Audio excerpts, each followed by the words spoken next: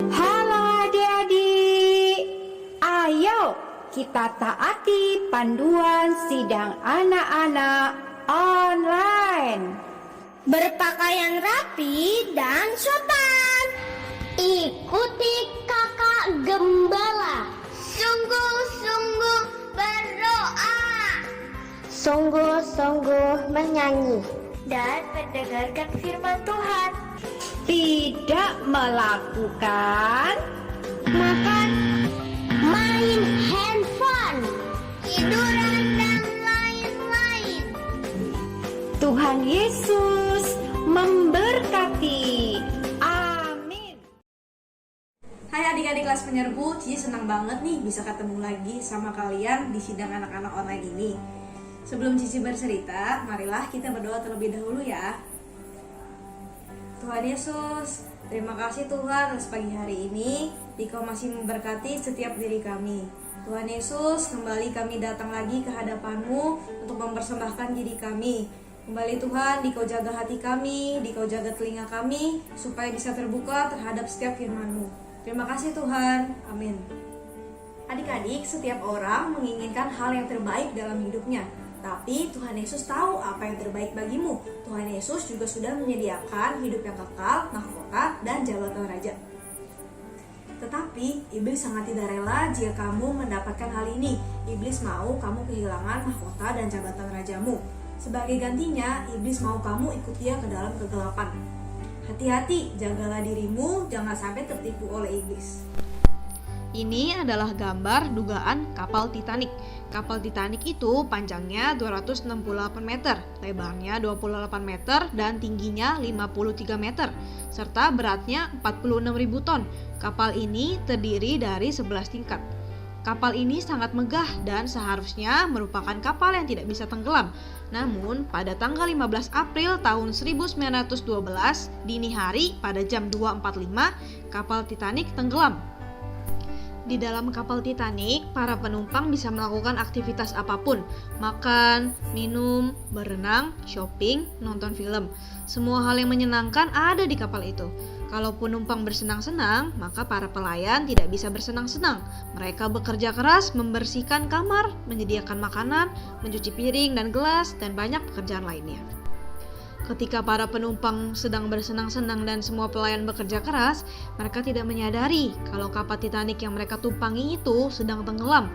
Dan ketika mereka menyadarinya, semua sudah terlambat. Ada 1.517 orang yang meninggal dan yang selamat hanya 705 orang. Kejadian ini sama seperti yang terjadi pada zaman Nuh.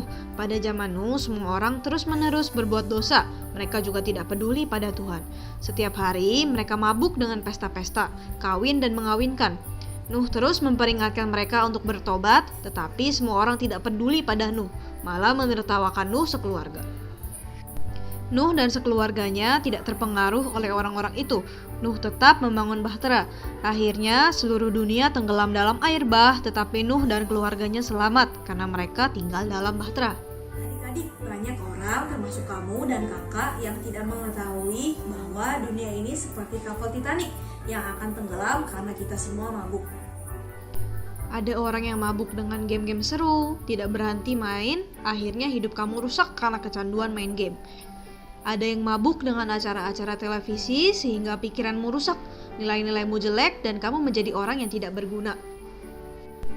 Ada yang mabuk dengan komik-komik sehingga tidak punya waktu untuk membantu papa mama, tidak punya waktu untuk belajar, dan pada akhirnya menjadi orang yang tidak berguna. Ada yang mabuk dengan narkoba hingga tubuhnya benar-benar rusak dan meninggal perlahan-lahan. Ada lagi yang mabuk dengan kekayaan sehingga sombong dan lupa diri. Ada juga yang mabuk karena miskin sehingga putus asa dan mulai mencuri. Iblis memasang banyak sekali perangkap dan jebakan. Ia mencari akal untuk membuat lebih banyak orang-orang mabuk, sehingga tenggelam bersama dengan dunia ini, kehilangan hidup kekal, mahkota, dan jabatan raja yang sudah Tuhan sediakan bagi kita. Syukurlah Tuhan sudah memberikan tempat yang aman untukmu, untuk kakak, dan untuk semua anak Tuhan yang tidak mau kehilangan bagian terbaiknya, yaitu di dalam bahtera atau gereja. sejahtera atau gereja adalah tempat yang Tuhan sediakan untuk melindungi kamu dari jebakan-jebakan iblis. Di dalam gereja, Tuhan menyediakan bagi kamu kakak-kakak gembala untuk mengingatkan kamu, untuk mengajarkan tentang firman Tuhan, serta melindungi kamu dari jebakan-jebakan iblis. Itulah sebabnya Tuhan dalam kitab Ibrani pasal 10 ayat 25 mengingatkan kita agar kita jangan malas beribadah setiap hari Minggu. Dan bila kamu ingin menceritakan sesuatu, kamu boleh kok menghubungi kakak gembalamu. Mari kita berdoa adik-adik. Tuhan Yesus, terima kasih Tuhan atas hidup yang kekal, mahkota, dan jabatan raja yang sudah Dikau sediakan bagi setiap diri kami. Terima kasih juga Tuhan atas gereja yang sudah Dikau sediakan untuk melindungi kami dari jebakan-jebakan iblis. Tuhan Yesus, jaga kami, lindungi kami agar kami bisa tetap dalam gereja sehingga Tuhan kami bisa tetap terlindungi. Terima kasih Tuhan. Amin. Adik-adik, hafal ayat untuk minggu depan. Ibrani pasal 10 ayat 25. Janganlah kita menjauhkan diri dari pertemuan-pertemuan ibadah kita seperti dibiasakan oleh beberapa orang. Tetapi marilah kita saling menasihati dan semakin giat melakukannya menjelang hari Tuhan yang mendekat.